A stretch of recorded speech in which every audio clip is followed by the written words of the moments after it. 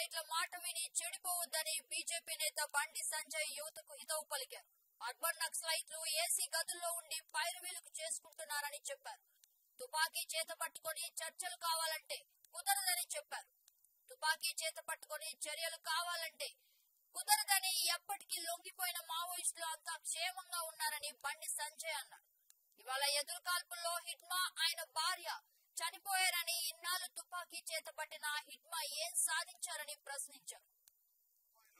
తుపాకులు పట్టుకొని లొంగిపోతే వాళ్ళ భవిష్యత్తు ఏం కావాలి? వాళ్ళ భవిష్యత్తు నాశనం చేసుకోవాలి. మీరు తుపాకులు ఇస్తారు వాళ్ళ చేతికి. ఇలా చదువుకునే అమ్మాయిలు, కలం బట్టి రాసే అమ్మాయిలు, వాళ్ళ కుటుంబాలు రోధిస్తున్నాయి. మా అమ్మాయిలకు మాయమాటలు చెప్పి ఇంకా 4 నెలలు మాత్రమే మీకు సమయం ఉంది. 4 నెలలు మాత్రమే సమయం ఉంది. అమిత్ షా గారి యొక్క లక్ష్యం 2026 మార్చ్ మావోయిస్టులను అంతం చేయడమే లక్ష్యం. అమిత్ షా గారు ఒక మాట అంటే మాట నిలబెట్టుకునేటువంటి వ్యక్తి. మీకు అవకాశం ఇంకా 4 నెలలు ఉంది. వాళ్ళ హిట్మా ఇవాళ పెద్ద నాయకుడు, మావోయిస్ట్ సంబంధించి జాతీయ స్థాయి నాయకుడు.